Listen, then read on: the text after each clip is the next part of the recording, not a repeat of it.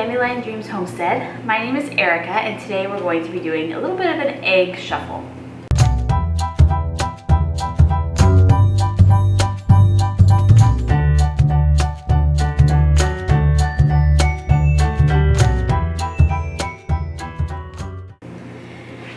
Currently in our large cabinet incubator, we have a few more emu eggs that are still hatching. We have some that are getting ready to hatch any day now, and then we have another 3 that have a couple more weeks still left on them. But we have all of these eggs that need to get into the incubator today.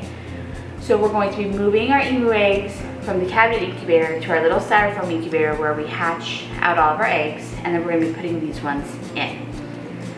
We have, over here we have these white ones are duck eggs.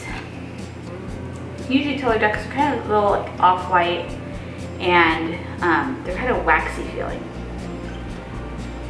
Right here we have turkey eggs. Our turkeys have been great because they have been laying in the same spot no matter what. So we have 2 meat turkeys, and they have been breeding with our heritage breed toms. We were originally told that a meat turkey does not produce fertile eggs. So we've actually been eating our turkey eggs.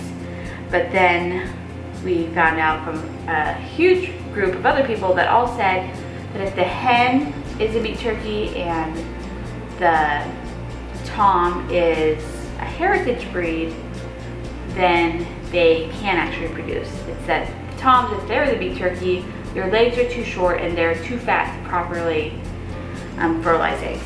So we are excited to see what these eggs hatch out to look like, these little chicks. And we have 2 of those, and one lays her eggs way out in the brambles in the forest over here. Another one lays them right behind the coop over here. The nice thing is every 2 days or so we can go out there right to their nest and find their eggs. Now these ones right here, we aren't actually sure what is going to hatch out of them. They're brown, so we don't think they're duck eggs. Some of them are a little bit smaller than the duck eggs as well. But they still have like a waxy coat on them. So we've been putting them into a tray and we're gonna hatch them out and see. Most likely chickens, we're not sure which chicken's laying them, but we're gonna go ahead and hatch those out as well. Then over here we have our guinea eggs. Now guineas have been the most difficult by far because the guineas like to lay in tall grass or like brambly areas. And we have a lot of that on our property. The property next to us is about over 100 acres, and he is restoring that back to the original prairie. So as you can imagine, it is basically all tall grass. So our trick has been basically to listen for them, and when they start squawking really loud, to go out to wherever they are and see if someone laid an egg. They do squawk really loud when they lay an egg, but they also squawk really loud just because. So you never know what you're gonna find or not find. The other thing with guineas is once you find their nest and you take their eggs, they will not go back to that nest. So it's basically like an Easter egg hunt every day, not knowing where the new nest is going to be. In the end, we have been trying to leave just a couple eggs in there when we take the eggs in hopes that they'll come back, and that has worked to a degree. So some of the nests they've returned to and continue to lay eggs, and some they've maybe laid 1 more egg and then abandoned. We do have a lot of people ask, why don't we just let them hatch them themselves?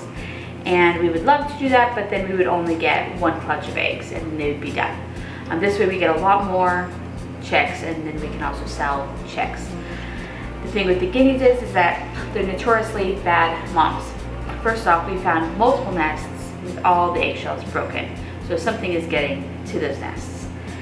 Second thing is they will sometimes sit on their eggs for half the incubation period and then abandon them, so they're never going to hatch. Or they hatch them out, but then guineas are very flighty and they're very fast. So what will happen is sometimes is that after the eggs hatch and you have the little keets running around, the moms will get distracted and run off, leaving the keets, and then those get eaten by predators. So we are going to go ahead and incubate all these inside and hatch them inside. Now if a guinea shows up with a bunch of keets, then that's awesome because there are probably a lot of nests that we have not found. But for now, we are going to go ahead and start these. So the plan is to put the full crates into the incubator today. They all have different hatch periods. So the guineas will probably come out first, and then the turkeys, and then the ducks will need the longest amount of time. So they'll all start out in our cabinet incubator, and then as their hatch day approaches, we will lock them down in a styrofoam incubator for them to hatch out in. Also, the humidity has to be raised quite a bit for the ones that are ready to hatch. So this will also help with that. Since they'll be separated, we can raise it just on the ones that are about to hatch. Then we have 2 that aren't quite full yet, and those we're going to keep out on the counter, and we're going to keep filling up, and then when those fill up, then we'll add those to the incubator. Our incubator can hold 6 of these trays, so we're going to fill these ones up, put these ones in. So we're going to put these ones in right away, finish filling these up, and then those will go in when they are full. Then we can start saving for the next round when they start hatching. So we don't want to wash any of them with water, because when the bird lays the egg, she puts this coating, this liquid coating basically, that dries on the egg, and it's called the bloom, and that helps keep it from infection. So if we wash them, that bloom gets washed away, and they are susceptible to infection going through the egg and killing the chick. But we do want to wipe off any dirt or any poop or anything like that. So I'm just going to take a dry paper towel, and I'm just going to clean that off as best as I can, but I'm not too worried about there still being a little bit of dirt on it.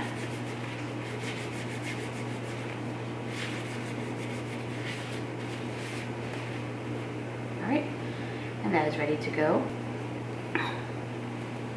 As you can see here, we also have a giant turkey egg. Our white meat turkey laid this enormous egg. I mean, the size is it's just crazy. Like, I'm in so much pain for this poor turkey.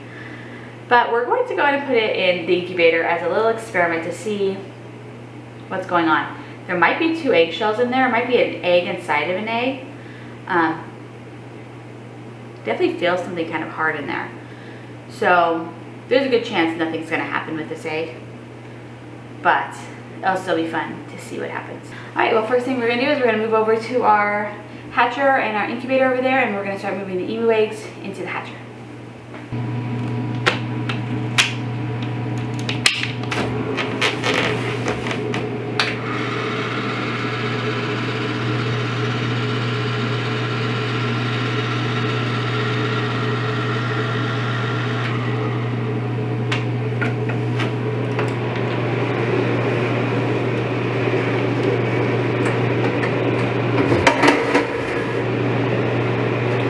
Now these 2 eggs right here, we have seen wiggles from.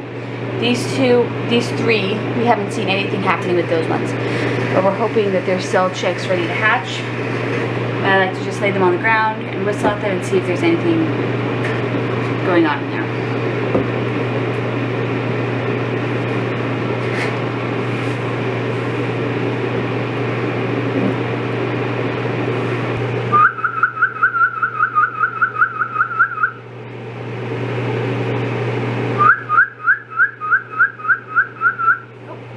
This one's wiggling right here.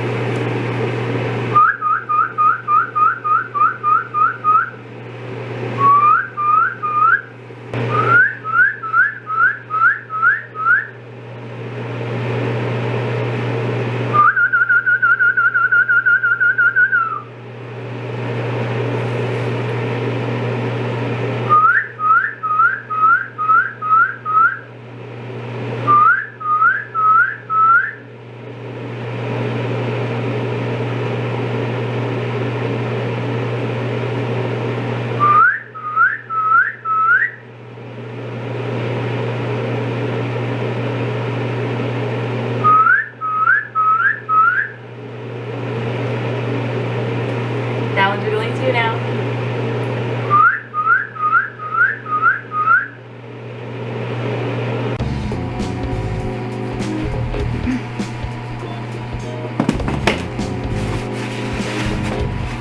Before we can put the new emu eggs in, we need to take these old ones out.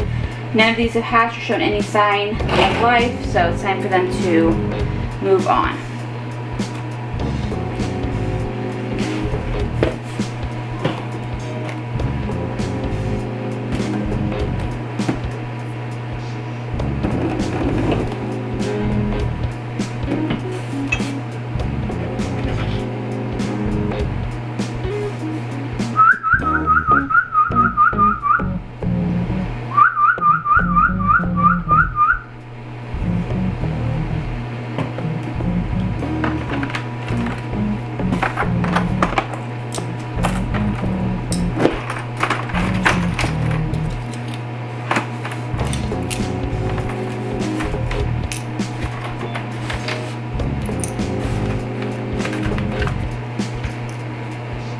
Now, if you watch our other videos, you know that for emu eggs, our incubator needs to be set at 97.5, and we want the humidity to be around 30 to 35%.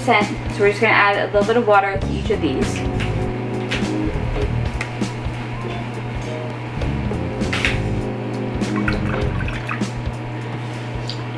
Now, our incubator does have troughs down here, so you can put different amounts of water right into the incubator.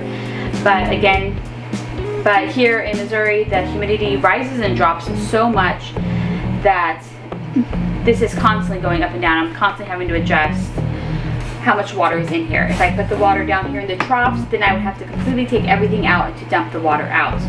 This way just allows it a little bit more flexibility that I can add or take away water as needed. All right.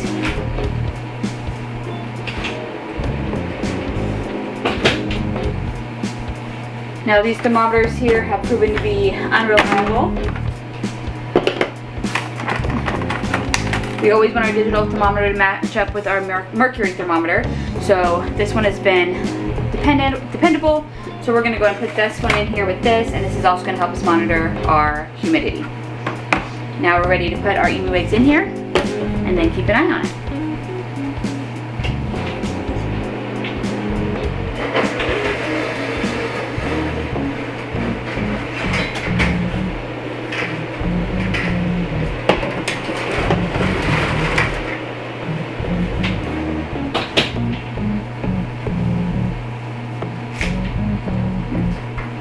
Number 24, I believe, was the only one we didn't show any signs of wiggles. We're going to put him over here so we remember.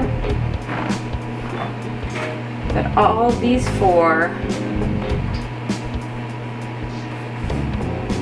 are wiggling and will hopefully hatch out soon. Sunday is day 50. Today is Friday, so that's day 48.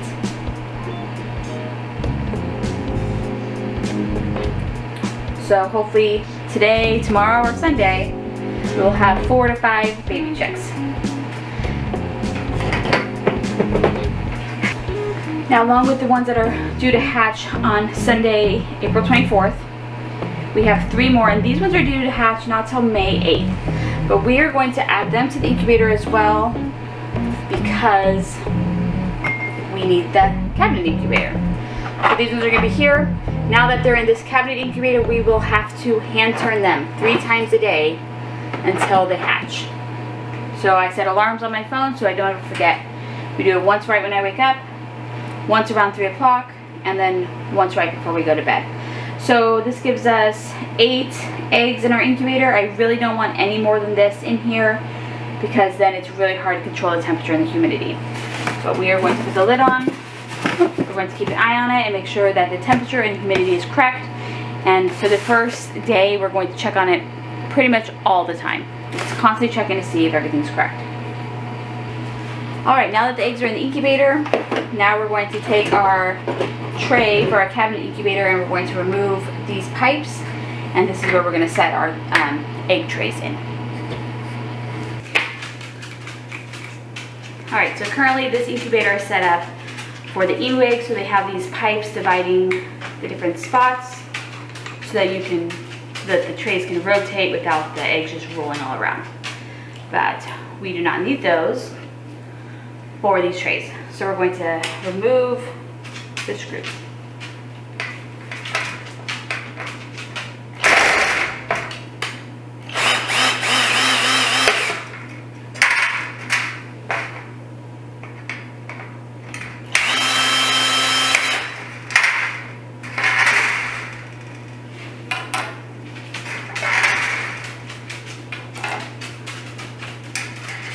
We're just going to put these back in so we don't lose them.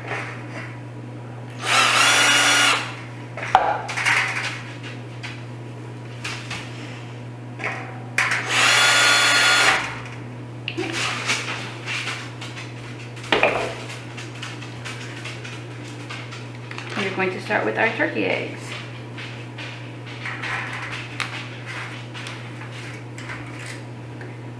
And then we'll do our duck eggs on the side. Get the next one.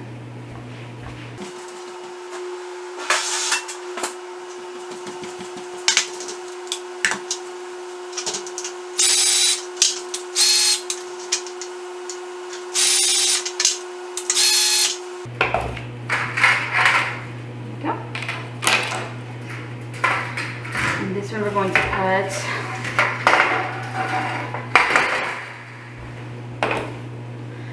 this combination of probably chickens and duck eggs. And this one we're gonna put our guinea eggs.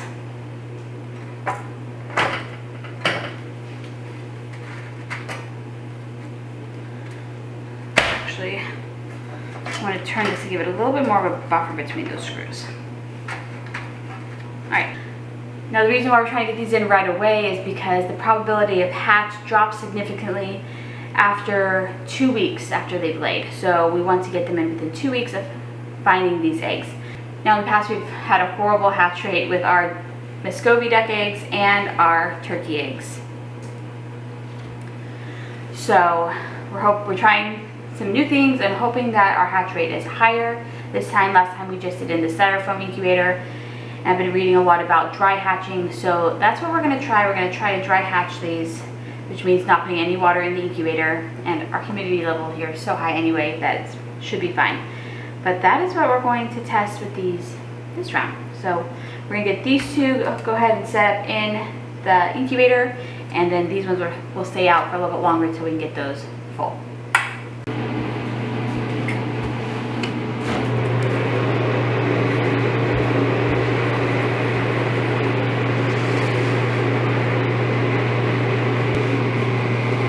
Now the turkey eggs are going to be coming out before the duck eggs, so we're going to make sure that those are in the front.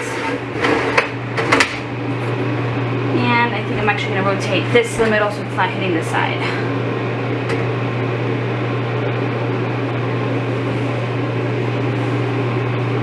Again, the guinea eggs will hatch before the Muscovies, so we're going to also put those in the front.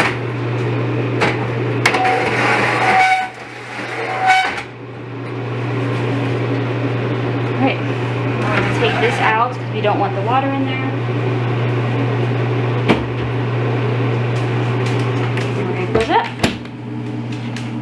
Alright, in about a week we can start candling them, which is holding the lights to the bottom to see if there's any growth or any development, and then we can adjust, take things out that are not developing or have shown no signs of life. But there we go. We're going to keep an eye on this to make sure the temperature is correct. We're actually going to raise it up a little bit because these need to be at 99.5 opposed to 97.5, so a couple degrees warmer for these eggs. But there you go. We'll candle them in about a week, and then hopefully we'll have some emus hatching by the end of this week. Now, if you don't already, please consider hitting the like, subscribe, and sharing our videos so you can stay up to date on what's happening on the homestead and whether or not these chickens, turkeys, guineas, ducks, and emus hatch. See you guys next time.